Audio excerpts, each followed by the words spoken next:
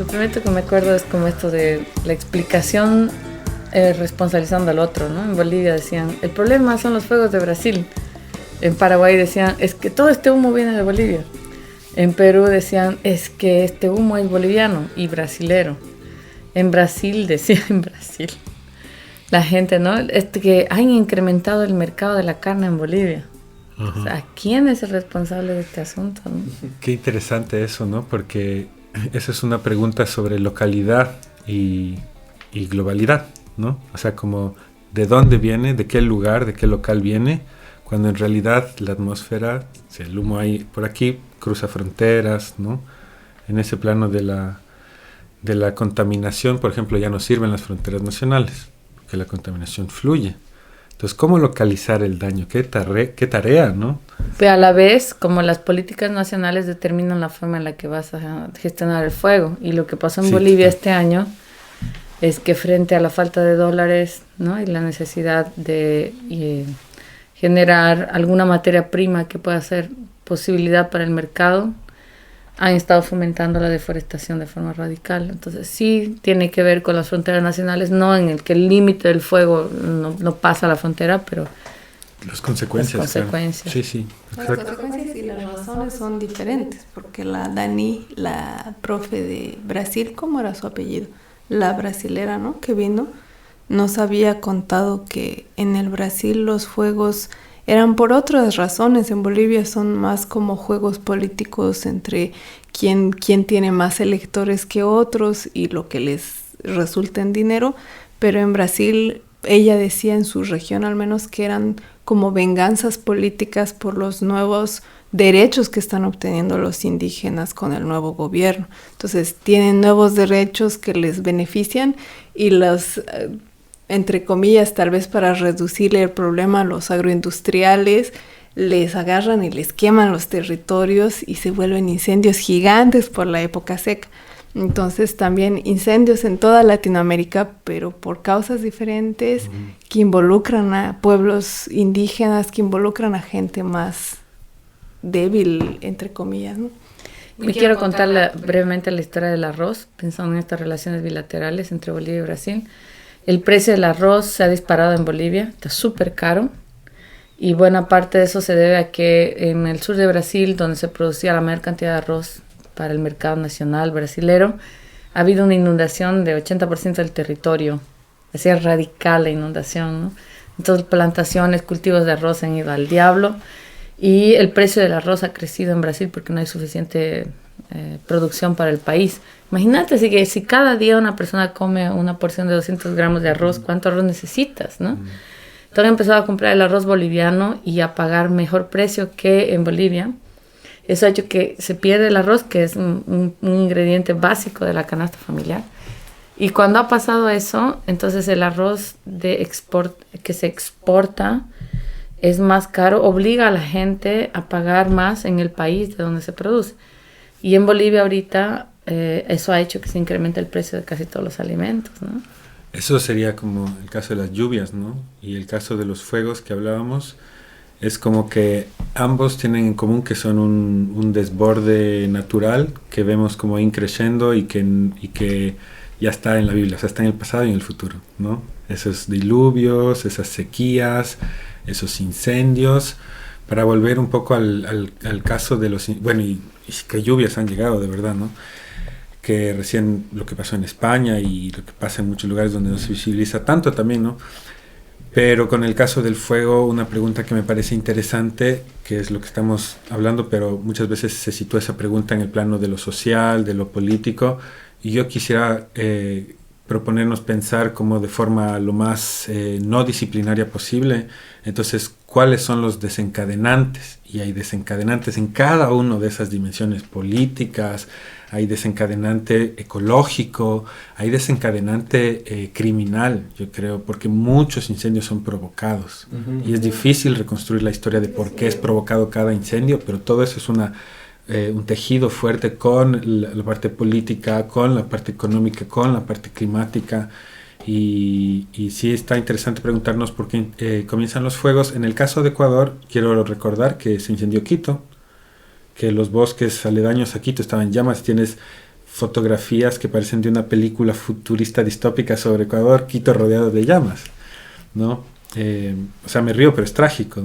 Sí. Y en el caso de Loja, que es de donde yo vengo, ha habido varios incendios y la capacidad del Estado, o sea, de lo que sí importa del Estado, ¿no? O sea, su realidad, su presencia efectiva, ha sido escasa, como que incluso ha tenido que llegar el helicóptero prestado de país vecino, de Perú, de Colombia, para atender los fuegos, y se perdieron casas, personas, animales, en bosques que ya son muy sensibles porque han sido muy explotados durante mucho tiempo, ¿no? Qué jodido. O sea, que se han prestado los helicópteros para defender frente a los fuegos. Han tenido que pedir, ¿no? Y tiene que ser el Estado vecino el que te sostiene. Sí. Eso es una falta de Estado, digamos, de alguna forma, ¿no? O sea, es que hay un problema, y ahora justo que estoy tratando de escribir la síntesis, todas las tesis que he leído para así de ejemplito, toditas empezaban: existe una crisis global socioecológica, así. Toda la sociedad se está yendo al cuerno, y la biodiversidad también. ¿Qué hacer? Así. Y todos tripean sobre eso desde aspectos diferentes, ¿no? Y digo, realmente debe ser la época de la crisis, porque todo lo que uno estudia es como, miércoles, la sociedad se está yendo al cohete, y las abejitas, la gente, sus usos, sus costumbres. Entonces, como el fuego para mí este año ha sido bien claro en que hay un problema que no es solo de las redes sociales o del periódico que estás leyendo, sino es bien visible, y tú has estado en los humos, Aymara, y yo también. Entonces, no sé cómo lo has sentido. Sí. Sí, la sensación que te da de desesperanza, que creo que es lo que estás planteando ahorita, ¿no? De estar la crisis aguda en varios lugares. Pero también yo recuerdo como de Iquitos, Iquitos, de Pucallpa, de la zona donde yo he estado, y Puerto Maldonado, que la gente sigue viviendo su cotidiano, y no es que, o sea, hoy están así cortándose el cuello porque ya es dramático. Sí, hay fuego, sí, es verdad, no sé, la economía está cambiando. Recuerdo que esta presencia del negocio del oro, ¿no? Es muy poderosa. Esa entidad del oro ahí en la región moviliza, ¿no? A la gente, a la economía, y es cruel con el río, es cruel con el agua, sabemos sobre esa problemática, pero la gente sigue viviendo ahí y luchando al final con lo que tiene. Entonces yo sí siento que para la Amazonía ha sido como 2 meses de intoxicarse, ¿no? Y al mismo tiempo ahora ya están celebrando su carnaval.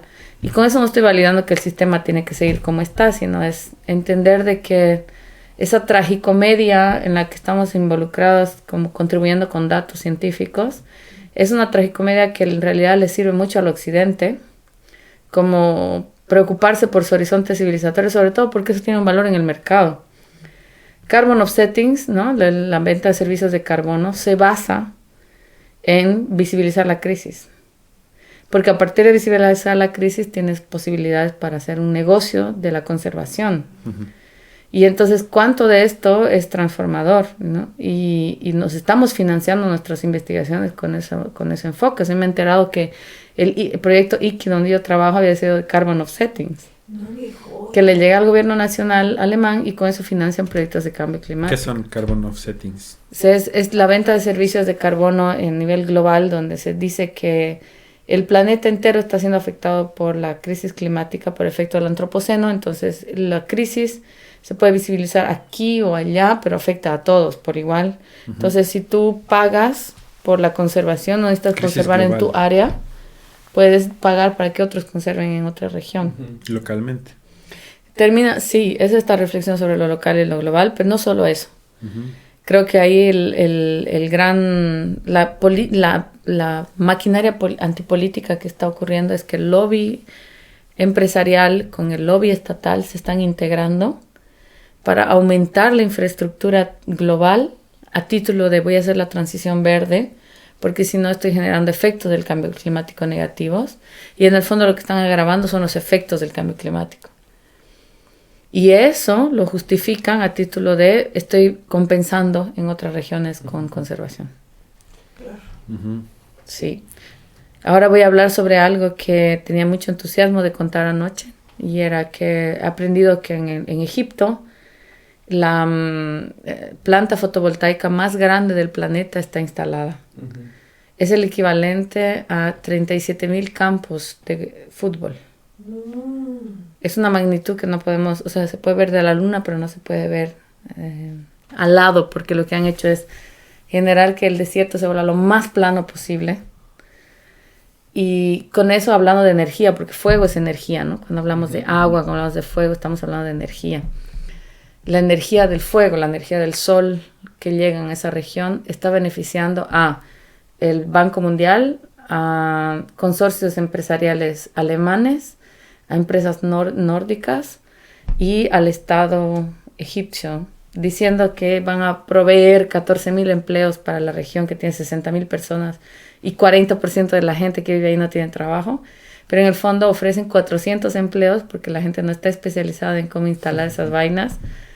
La construcción de una mega infraestructura de ese tipo genera mucho uso de agua, desterritorialización. Entonces, cuando tú ves esa realidad, o sea, en el fuego tú la puedes ver claramente. Se incendia y se acaba la biodiversidad, se incendia y se acaba el bosque. Sí. Pero ¿y qué pasa cuando el fuego se convierte en energía? ¿Y qué es lo que está ocurriendo a nivel global con eso? Casos en México, casos en Centroamérica, de energía fotovoltaica que está eliminando poblaciones rurales enteras. Energía es verde. Es energía verde, claro. Y ahí con eso voy a cerrar. La pregunta es, ¿quién la administra? ¿Cómo la hacen? Porque hay también en Francia iniciativas maravillosas que yo me he enterado sobre gente que produce energía fotovoltaica en su comunidad, distribuye a su comunidad y lo que sobra lo mete al sistema. Uh-huh. Entonces la magnitud de la infraestructura creo que es un tema importante para discutir. Cierto, sí. Como en todo, ¿no? La magnitud en la que uno ve los problemas es importante. Para mí igual eso creo que en estos años que he pasado en la chiquitanía es como, no sé las escalas que sean todavía relevantes para ser estudiadas por mí, pero sé que es a menor escala. Porque a mayor escala me daba cuenta que como que se generalizan muchas cosas y se ocultan las realidades de cada pueblo, pues, y como que las soluciones nunca pueden ser algo súper global porque todos somos súper específicos. Entonces, sí, eso creo que me ha hecho pensar harto este tiempo. Y cómo tal vez necesitamos volvernos más lentos en muchas cosas que hacemos, pero el fuego en la chiquitanía este año ha sido asfixiante, hermana, así como... yeah. ¿Nunca has vivido algo así? Nunca, y la chica con la que hemos ido ella ha ido a pintar y yo a mirarle, ya, ella se usaba máscara porque ya no podía respirar, se enfermaba así. Mucha contaminación ya que se deja sentir en enfermedades, ¿no? No, los niños tenían sus ojos infectados, así como con conjuntivitis, y todos tenían como una especie de gripe fuerte, uh-huh. Así, los pulmones defendiéndose del humo y uh-huh. Tosiendo, enfermos, con cataplasmas, así, y todos decían, es el humo, no hay que dejar que llegue a nuestra comunidad. Y donde yo estaba no llegaba, pero porque tenían sus propias reglas comunitarias. Pero hay lugares donde ya... ¿Y sabes como qué medidas tomaban para evitar el humo? Tenían como controles de la población, como sus bomberos voluntarios en cada comunidad. Uh-huh. Entonces, esos bomberos eran súper importantes, pero habían comunidades como Monteverde, yo sé que ha sido, dicen, 80% creo de la vegetación se fue a la mierda. Eso me acuerdo de los incendios en Loja, de llamar a los vecinos. O sea, al final ahí un poco revive lo comunitario, es decir, cuando el Estado desaparece por fuerza, por necesidad, reaparece una base mínima de la vida que es lo comunitario, ¿no? O sea, me acuerdo videos que llamaba a los vecinos que se sume para apagar los fuegos, ¿no? O sea, está llena de imágenes todas estas historias, este intercruzamiento de historias, porque cuando contaban eso, y tenemos aquí velas en el estudio, así en la sala de grabación, y viendo la llama de la vela pensaba también qué paradójico, ¿no? Que el fuego, esta energía, tan vista como antropológicamente como la más primera, ¿no? La de dos ramitas frotar, la de dos piedras, ¿no? Y esa misma cómo fue siendo, entre comillas, domesticada por la modernidad para convertirse y por la tecnología muy ingeniosa de convertirlo en un motor de vapor, ¿no? De calentar un carbón para generar vapor de agua, para generar el movimiento de un pistón y el motor, y luego el petróleo, y así, ¿no? Y ahora el tema de las energías verdes. Y es un tema que yo creo que da para discutir mucho, porque sobre todo las escalas o los marcos temporales que damos a los problemas implican, o sea, estamos en una fase, yo creo, de transición y de transformación tan radical y tan profunda, en que plantear que hay un problema y muchas soluciones es muy corto, porque hay muchos problemas y muchas soluciones, y unas van llegando a distinto tiempo que otras, ¿no? Entonces, ¿cómo lograr efectivamente, digamos, la decarbonización? ¿Con qué tipo de energías verdes? Porque una cosa es la energía cooperativa, comunitaria, y otra cosa es la energía del megaproyecto, ¿no? Y entonces ahí voy a conectar con lo que está pasando con Perú y la Amazonía.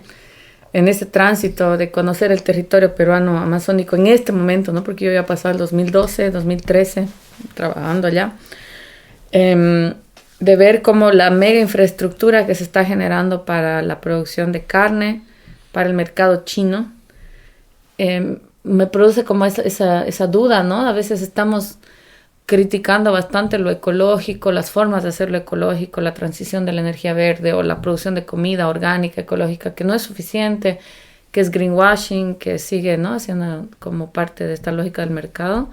Y en Perú ha habido bastantes iniciativas que están sobre todo enfocadas en vender productos ecológicos para el mercado europeo. De hecho, ahorita la regulación europea está afectando mucho a Perú, ¿no? A América Latina entera, porque dicen no vamos a comprar productos de la deforestación, incluyendo en eso el cacao, el café, la madera, ¿no? Y otros productos, la castaña, en fin. Entonces en Perú están reorganizando el mercado ecológico en miras a evitar la deforestación porque el mercado lo está pidiendo. Pero el turbocapitalismo chino o norteamericano no necesita ninguna de esas barreras. Entonces, ¿qué es lo que ha pasado en Perú? Que a pesar de que la ley está por venir, ¿no? La gente prefiere entrarse al mercado chino, entrarse al mercado norteamericano porque ahí no les joden tanto. Y eso ha obligado a la Unión Europea a frenar su reglamentación y han dicho que se va a implementar hacia adelante, o sea, aún no. Y finalmente Perú fue el país del Pacífico que se llevó el puerto chino más grande, o por ahora, ¿no? O sea, como que hay conexiones de infraestructura súper grandes que ya... Que en el debate geopolítico viene un Trump ahora de la vida diciendo no vamos a fomentar que el canal de Panamá sea chino. Entonces sus soberanías nacionalistas en términos de mercado les funcionan súper bien porque el mercado norteamericano sigue queriendo tener el control de la región. Y eso pasa más allá de si el fuego se va a generar el próximo año o no, como una tradición de la comunidad o que es lo que sea que hagan normalmente o del sector privado que cada año tiene que hacer tradicionalmente una lógica de producción, sino que un país sin dinero extranjero como es Bolivia o le vende a los rusos o le vende a los chinos o le vende a los gringos o a los europeos. ¿A quién más? Y eso es demente porque te das cuenta que... Con los europeos es con quienes más se va a demorar el trámite y después tienen que cambiar la ley. Entonces con los chinos hay como menos, ¿no? Y por eso estamos con tantas deudas a los chinos. Sí. Esa es la realidad de los juegos. Y los juegos. rusos un poco capaz piensan para qué invertir tan lejos, ¿no? O sea, Venezuela les es estratégico también por la geopolítica con Estados Unidos, pero ¿para qué invertiría Rusia en tan lejos, no? Eso no entiendo cuál sería el sentido, ¿no? Porque hasta China puede decir el Pacífico es su área, ¿no? Sí. Ahora vamos a la cuestión alimentaria, porque creo que eso sí tiene una relación con lo territorial que tú decías, ¿no? Como lo global es como intangible, pero lo territorial está ahí, es donde está viva la cosa. La sensación que yo he tenido ahora de visitar la Amazonía es que hay más inseguridad alimentaria, muchos productos sin regulación, con agrotóxicos, con cero calidad, la gente come con menor diversidad, o sea, esta cuestión cultural en términos de alimentos, así de cómo los aplicas, cómo los procesas, en una región donde hay tantos productos que se venden como superalimentos. Entonces, eso sí me parece grave, porque pienso en mi madre que está ahí oliendo ese humo todos los días, ¿no? Bueno, ahora ya paró lo del humo radical, pero no paró el glifosato en los tomates que ella consume.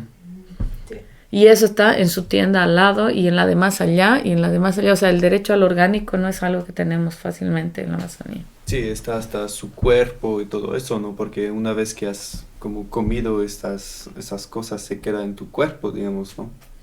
Sí. Así es. Igual, yo creo que tú, Aymara, igual has visto gente con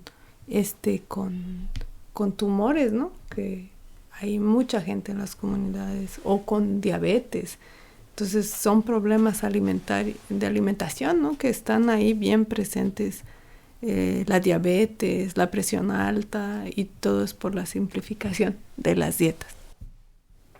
Bueno, a todas las personas que en este momento se estén preguntando cómo puedo hacer para que más gente escuche estas historias, pueden darnos like, pueden dejarnos un mensaje, les vamos a responder los mensajes en los comentarios, pueden seguirnos en Instagram,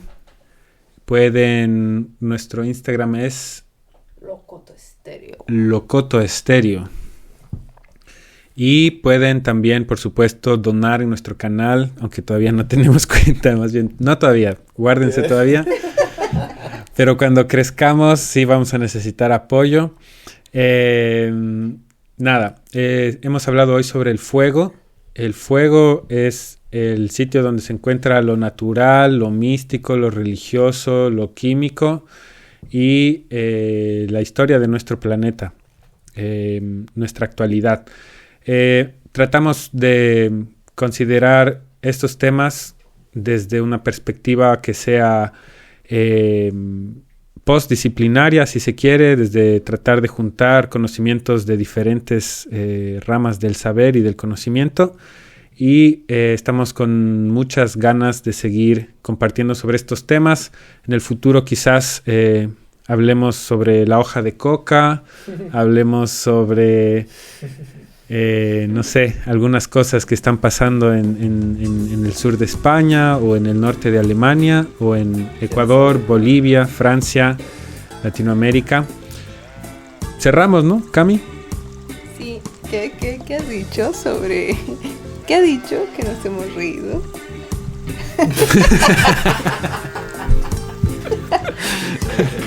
Continuará. La cosa continuará. Déjame. Bueno, ya, pero sí cerraremos. Ya vamos a estar hablando. Nos vemos próximamente. Chao. Chao.